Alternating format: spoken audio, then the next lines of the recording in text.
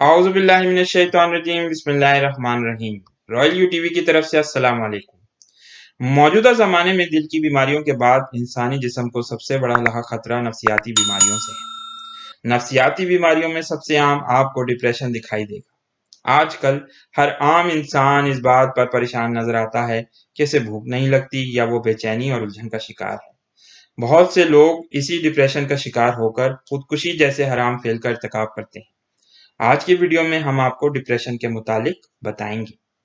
Depression की इब्तदाई अलामात में से भूख का ना लगना, हर वक्त उदास रहना, किसी भी काम में दिल ना लगना, हर वक्त थकान की शिकायत करना, एनर्जी की कमी और नींद का ना आना हो सकते हैं। इसके अलावा छोटी छोटी अलामतें भी मौजूद हो सकती हैं।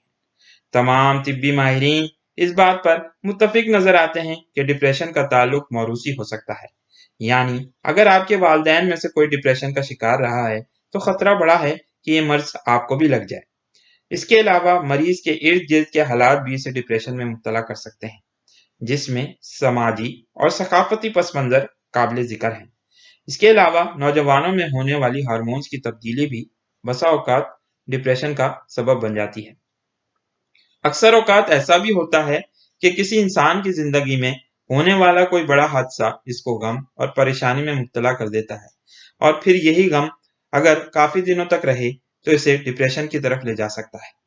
डिप्रेशन की दीगर दूसरी छोटी अलामतों में से अपना आप छोटा लगना और अपनी बेकदरी महसूस करना, मौत या खुदकुशी के ख्यालात, तवज्जो का बढ़ जाना, गुस्सा ज्यादा आना और ख्यालात और बोलचाल में रुकावट महसूस करना भी हो सकता है। ज़च्चगी के बाद काफ़ी सारी ख़वातीन डिप्रेशन का शिकार हो जाती हैं, इसलिए ये ज़रूरी है कि इसकी तशख़ीस जल्द से जल्द हो और अच्छी लेडी डॉक्टर इसका इलाज कर सके। कभी कभार डिप्रेशन का एक दौरा शुरू होकर ख़त्म हो जाता है, मगर थोड़े अरसे के बाद जब कभी अगर मरीज़ के इर्द गिर्द के हालात तब्दील हों तो वो फिर इसमें मुब्तला हो सकता है।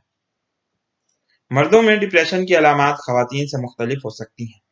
जो मर्द हजरात डिप्रेशन में मुब्तला होते हैं, इनमें अपने खानदान को नजरअंदाज यानी इग्नोर करना, ज्यादा से ज्यादा काम यानी जॉब पर तवज्जो रखना और वक्फा न लेना, या फिर घर वालों के साथ बुरा रवैया रखना और घर में गालम गलोच करना भी हो सकता है। आजकल के माहौल में बच्चों की परवरिश एक खासा बड़ा मसला बन गई है। इंटरनेट, केबल टीवी और दीगर दूसरे मीडिया इंस्ट्रूमेंट्स ने इंसानों की जिंदगियों को पेचीदा बनाकर रख दिया है। आजकल का बच्चा मालूमात की ज्यादती की वजह से काफी कंफ्यूज हो चुका है। इंडिया और पाकिस्तान में खेल कूद की सरगर्मियों की वजह से बच्चे ज्यादातर वक्त मोबाइल या वीडियो गेम्स खेलकर गुजार रहे हैं। बच्चों पर आजकल बेतहाशा पढ़ाई का बोझ भी डाल दिया गया है, जो उन्हें एक ना खत्म होने वाले स्ट्रेस में डाल रहा है। भाग दौड़ और नफसा नफसी की इस कशमकश में बच्चे नफसियाती बीमारियों का शिकार हो रहे हैं, जिसमें नींद की कमी, स्कूल में तवज्जो ना होना, भूख की कमी या सोशल गैदरिंग्स को नजरअंदाज करना हो सकता है।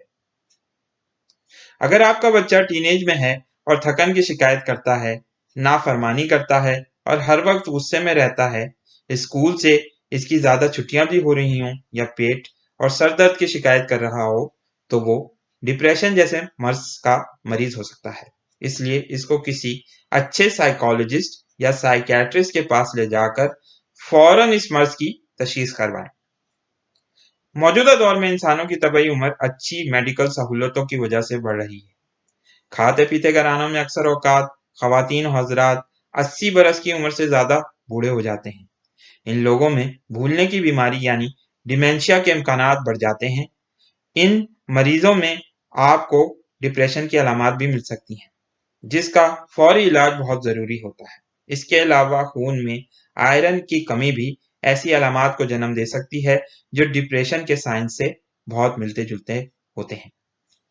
थायराइड गदूद के टेस्ट भी डिप्रेशन के मरीज को जरूर करवाने चाहिए, ताकि हार्मोन्स की कमी या ज्यादती को कंट्रोल किया जा सके। डिप्रेशन के इलाज में सबसे ज्यादा जरूरी हमारे इस्लाम की तालीमात है। मगरबी दुनिया में की जाने वाली बेशतर तहकीकात ने साबित किया है कि जो लोग मजहबी होते हैं, इनमें डिप्रेशन के चांसेस बहुत ही कम होते हैं। इसलिए पंजगाना नमाज, सच बोलना, रुपए पैसे की दौड़ से भागना, اپنے آپ کو برتر ثابت کرنے کی جدوجہد سے دور رکھنا اور اسلام کی تعلیمات پر عمل کرنے سے آپ ڈپریشن سے بچ سکتے ہیں۔ ہر حال میں خوش اور مطمئن رہنے کی عادت بھی انسانوں کے کام آتی ہے۔ اس کے علاوہ مراقبہ یعنی میڈیٹیشن اور یوگا بھی ڈپریشن سے بچاؤ کا ایک اچھا طریقہ ہے۔ ایک اچھا سائیکالوجسٹ آپ کے ساتھ بات چیت کر کے آپ کو وہ طریقے بتا سکتا ہے جس سے انسان اس مرض پر قابو پا سکتا ہے۔ اس طریقہ علاج کو کوگنیٹو بیہیویئرل تھراپی کہا جاتا ہے، جس میں مریض کو منفی خیالات سے چھٹکارا پانے کی ترکیب بتائی جاتی ہے۔ اگر یہ سب چیزیں مریض کو صحت یاب نہ کریں تو پھر مریض کو ڈپریشن کی دوائی دی جاتی ہے جو جسم میں بننے والے ایک ہارمون سیروٹونین کی زیادتی کو کنٹرول کرتی ہے، اور اس دوا کو کھا کر مریض اپنے آپ کو نسبتاً خوش و خرم محسوس کرتا ہے۔ مگر اکثر اوقات ایسا بھی ہوتا ہے کہ دوا کی مقدار مریض پر اثر انداز ہونا چھوڑ دیتی ہے، اس لیے دوا کی مقدار کو یا تو بڑھانا پڑتا ہے یا پھر دوسری دوا کے کمبینیشن کے ساتھ دیا جاتا ہے۔ مریض کا ریگولر چیک اپ اس حوالے سے بہت اہم ہوتا ہے۔ سالہ سال تک مریض کو ڈاکٹر اپنی زیر نگرانی رکھ سکتا ہے تاکہ ڈپریشن کا مرض یا تو بڑھے نہیں یا پھر دوبارہ لوٹ کر نہ آ جائے۔